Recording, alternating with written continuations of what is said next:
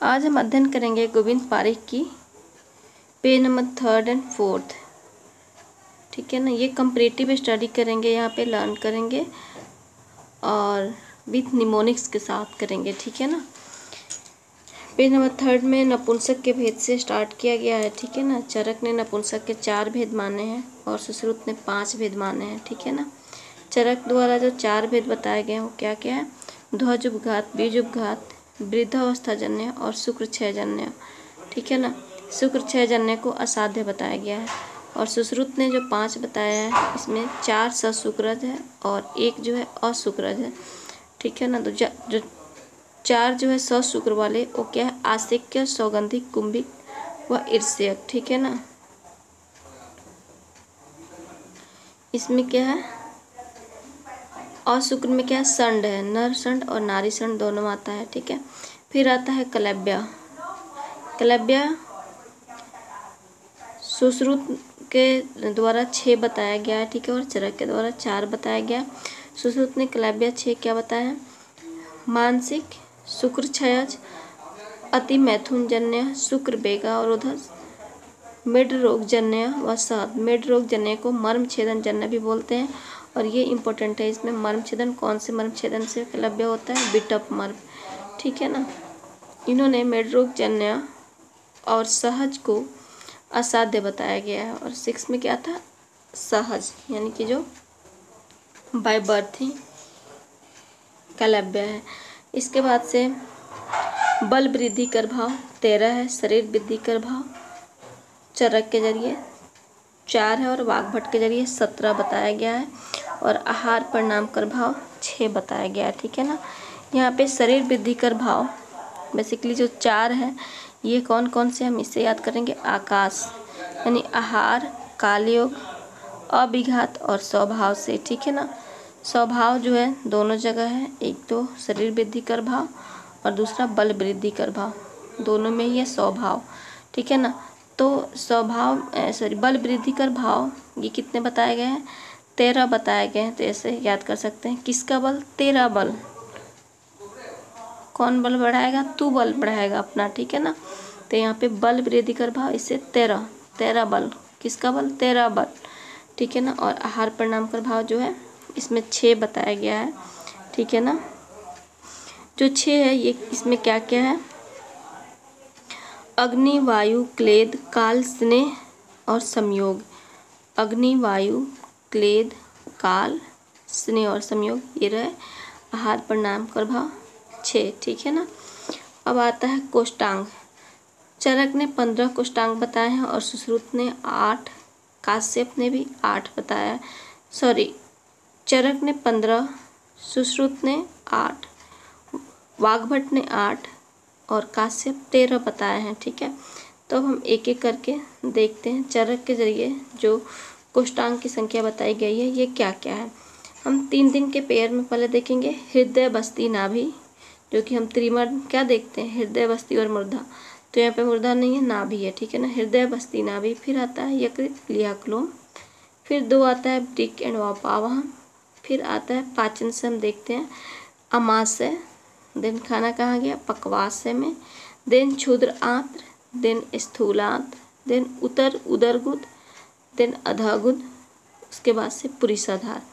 ठीक है ना। तो ये 2, 4, 6, 7 अमाशय, पक्वाशय, क्षुद्र आंत्र, स्थूल आंत्र, उदरगुद, अधःगुद और पुरीसाधार ये 6 तो ऐसे ही सीक्वेंस में जो कि याद हो गया। इसके ऊपर बस हमें याद क्या करना है? हृदय, बस्ती, नाभि, यकृत, प्लीहा और वृक्क और वापावह। ठीक है ना। और जो सुश्रुत के जरिए जो 8 कोष्टांग बताया गया है ये ऐसे याद करेंगे। उफ 5 स्थान, उफ UHF, उफ 5 स्थान। यू से क्या है? उंडुक, एस से क्या है? हृदय और एफ से क्या? फुफ्फुस और 5 स्थान क्या है? रुधिराशय, आमाशय, अग्न्याशय, पक्वाशय और मूत्राशय। ठीक है। आम यानी रुधिर आशय आम था, आम पे अग्नि ने काम किया, फिर पक्व हो गया और फिर पक्व होने के बाद क्या मलमूत्र जो बनता है वही मूत्राशय। ठीक है ना। तो रुधिर आशय, आम आशय, अग्नि आशय, पक्वाशय, मूत्राशय ये क्या हो गया हमारा? 5 प्लेस। और उफ क्या है? उंडुक, हृदय और फुफ्फुस। वाग्भट के जरिए जो बताया गया है वो 8 कोष्टांग है, ये हम देखते हैं। अब इन्होंने उफ तो वहीं रखा, उंडुक, हृदय और फुफ्फुस इसके साथ यकृत, प्लीहा एक साथ और बस्ती ब्रिक एक साथ, देन आंत्र को रखा है। ठीक है ना। हम यहाँ कोष्टांग देख लिए। और काश्यप का जो 13 बताया है, इन्होंने पुरीषधार को नहीं बताया है और उत्तरगुद और अधगुद को भी इन्होंने नहीं बताया है। ठीक है ना। फिर हम देखते हैं यहाँ पे आशय की संख्या। अभी कोष्टांग देखें, फिर हम आशय का संख्या देखते हैं। आशय में सुश्रुत ने 7 बताया है। ठीक है ना। और स्त्रियों में इन्होंने 8 बताया है। ठीक है ना, सुश्रुत ने। सारंगधर ने जो सुश्रुत का 7 था प्लस 2 और बताया है, और काश्यप 7 बताया है। ठीक है। अब एक एक करके हम देखते हैं क्या। जो सुश्रुत का 7 है वो कौन कौन से आशय है। जो सुश्रुत के अकॉर्डिंग 4 दोष है, तो 4 आशय ये हो गया। ठीक है ना। वाताशय, पित्ताशय, कफाशय, रक्ताशय। उसके बाद से आमाशय, पक्वाशय एंड मूत्राशय। ठीक है ना। मूत्राशय, आमाशय, पक्वाशय और मूत्राशय 3 और ऊपर वाले 4 दोष। फिर इन्होंने फीमेल में 8 बताया है, 7 तो एबव, और एक गर्भ आशय बताया सारंगधर ने। इसके अलावा 2 और एक्स्ट्रा बताया है, जो कि दोनों क्या है, स्तनासन है, स्तनाशय है। काश्यप का जो 7 है, 7 इन्होंने बताया है। और काश्यप में ही क्या है, कृमि आशय का वर्णन किया गया। कैसे काश्यप और कैसे कृमि आशय। ठीक है। फिर आता है त्वचा के भेद। त्वचा का भेद काश्यप, चरक दोनों ने 6 बताया है, सुश्रुत ने 7 बताया। S for Sushruta, S for 7। फिर अष्टांग संग्रह 6 बताए हैं, अष्टांग हृदय 7 बताए हैं, और आधुनिक के अकॉर्डिंग भी 7 है। हम ऐसे देख सकते हैं, हृदय के साथ लगा के रखो अपने बेबी को। ठीक है ना। तो लोग रखता है, जनरली सबको ही रखता है। तो अष्टांग हृदय, जिसमें हृदय है इसमें 7 है, हृदय के साथ 7, और संग्रह में 6 है। ठीक है। सुश्रुत के फिर 7 हो गया, और चरक के अकॉर्डिंग 6, यानी कि चरक और अष्टांग संग्रह 6 है, सुश्रुत और वाग्भट 7 माने हैं त्वचा का भेद। ठीक है ना। और आधुनिक के अकॉर्डिंग भी क्या है, 7 है। धमनियाँ जो है, चरक ने 2 बताई, 200 बताई हैं, और सुश्रुत ने 24 बताया है, जिसमें 10 अधः, 10 ऊर्ध्व और 4 तिर्यक बताई है, इस 24 में सुश्रुत ने। ठीक है। फिर हम देखते हैं कुष्ठ का प्रकार। चरक ने 7 और 18 एंड असंख्य बताया है। 7 कहाँ बताया है, चरक सूत्र में, और 18 चरक चिकित्सा में, और असंख्य भेद चरक निदान में बताया है। उसके बाद से सुश्रुत ने 18 बताया है, काश्यप और भेल ने भी 18 बताया है, और जिसमें 9 साध्य और 9 असाध्य बताए हैं। ठीक है ना। तो काश्यप यानी कि बच्चों में भेदभाव नहीं रखते हैं बेसिकली, और भेल भी क्या करते हैं, नो भेदभाव। तो इन्होंने 9 साध्य 9 असाध्य इक्वल डिवाइड कर दिया 18 का। ठीक है। फिर आता है हमारा उन्माद का भेद, जो कि बहुत इंपॉर्टेंट है। चरक में 5, ठीक है ना, और सुश्रुत, वाग्भट, सारंगधर इन्होंने 6 बताया है।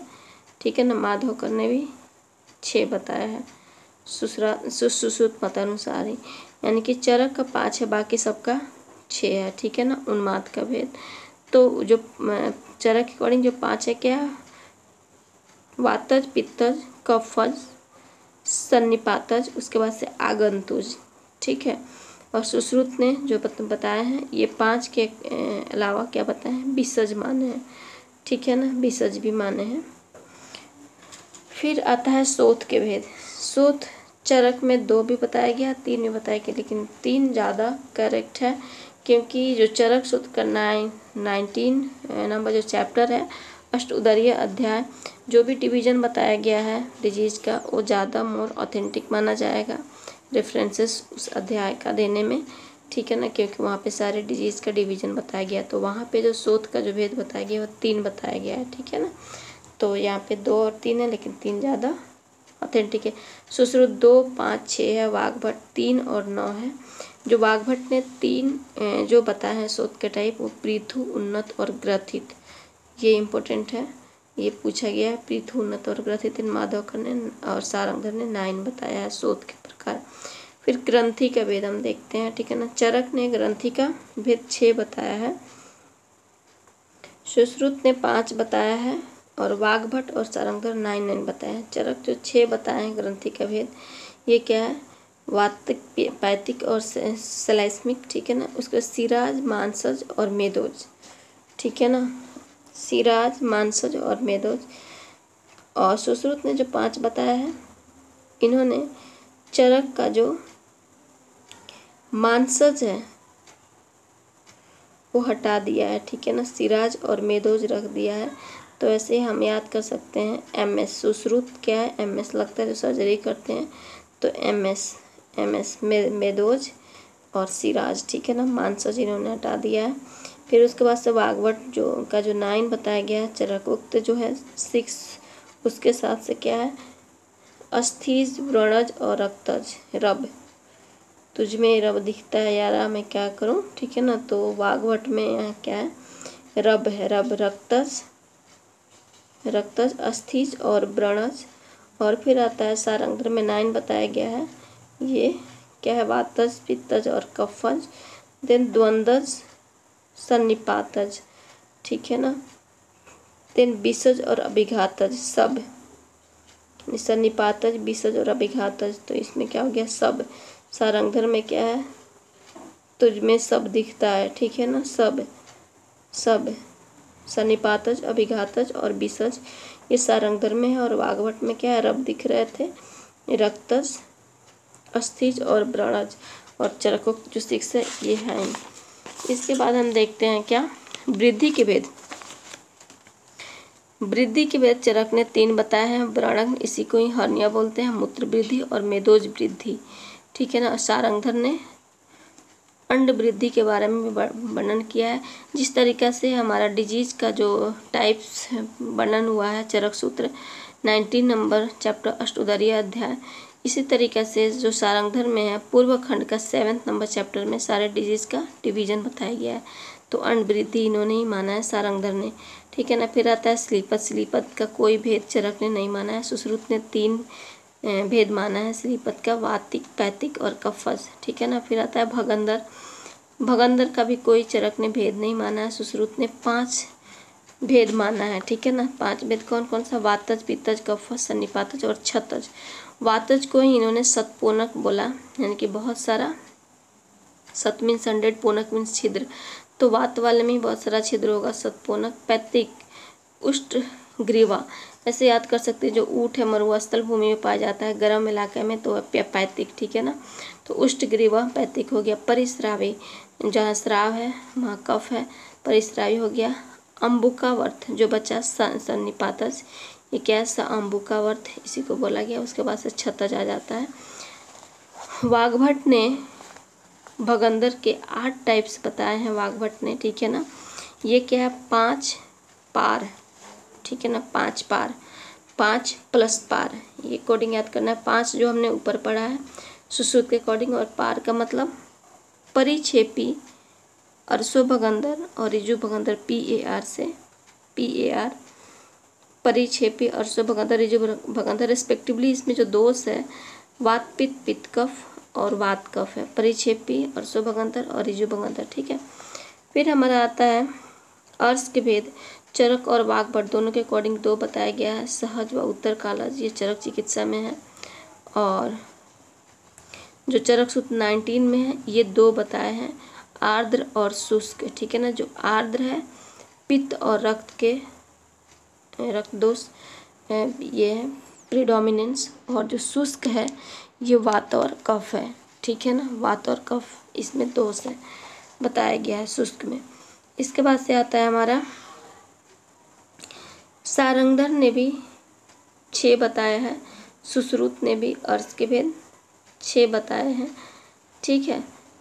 जो सारंगधर बताए हैं कि कौन कौन से बताए हैं, वातज, पित्तज, कफज, रक्तज, सन्निपातज और संसर्गज, ठीक है। इसके बाद से हम देखते हैं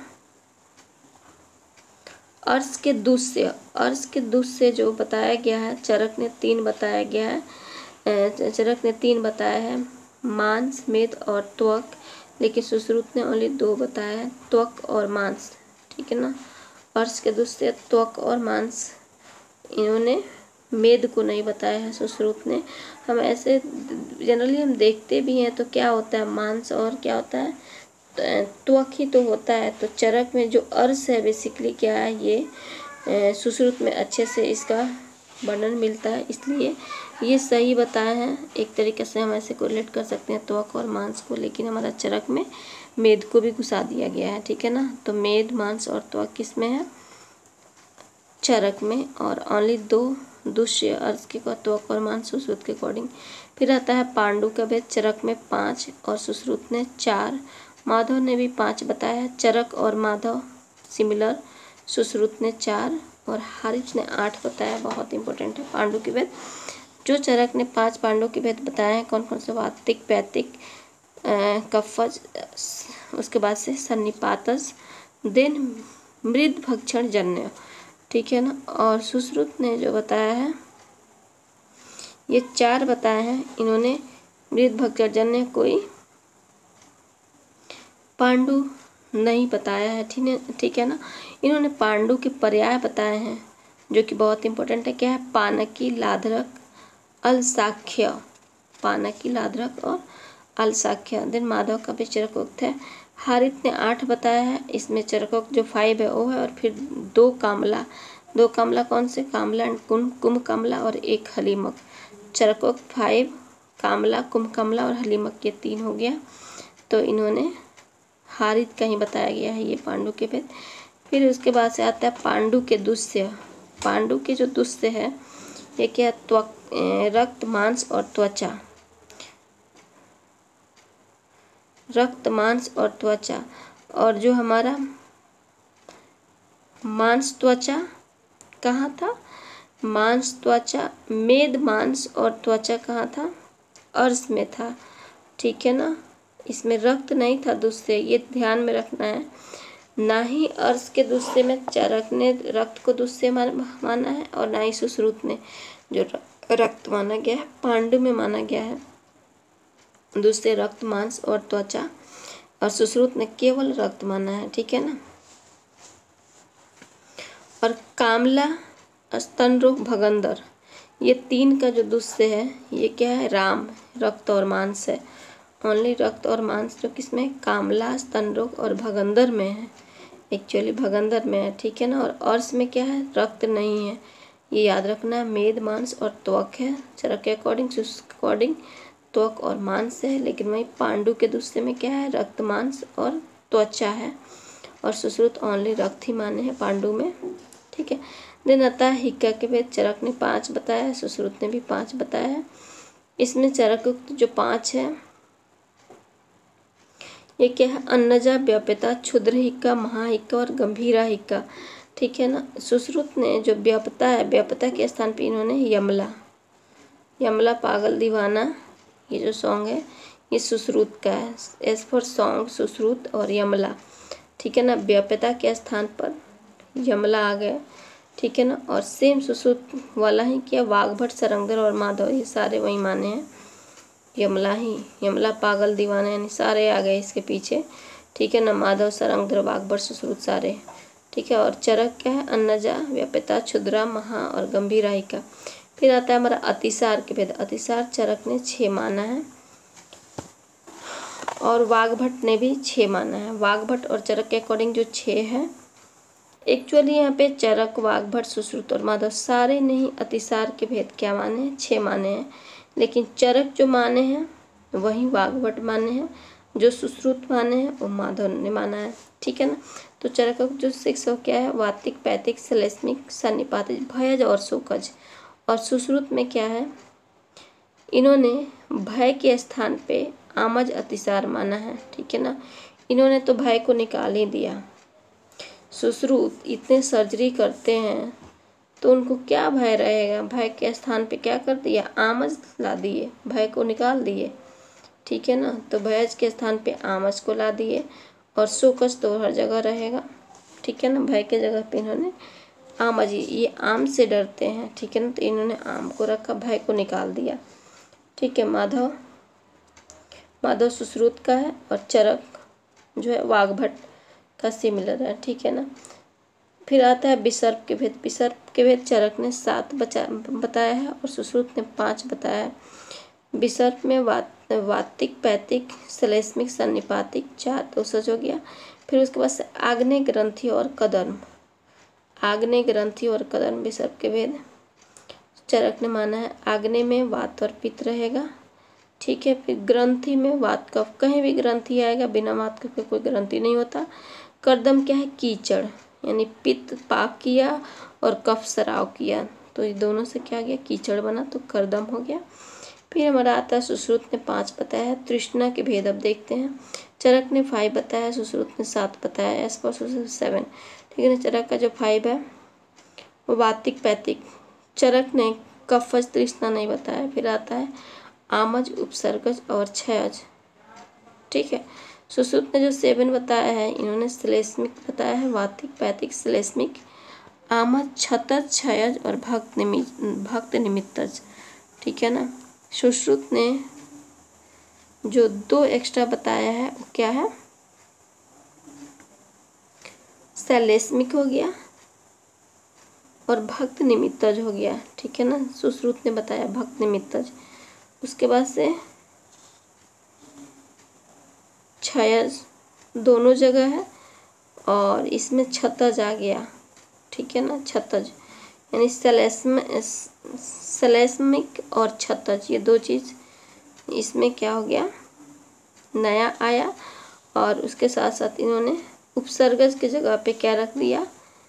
भक्त निमित्तज रख दिया, ठीक है ना। वाग्भट ने 6 बताया है तृष्णा के भेद। इसमें वातिक, पैतिक, श्लेष्मिक, सन्निपातज, सन्निपातज के बाद से क्षयज और उपसर्गज, क्षयज और उपसर्गज, ठीक है ना। ये रहा हमारा आज का 3rd और 4th नंबर पेज।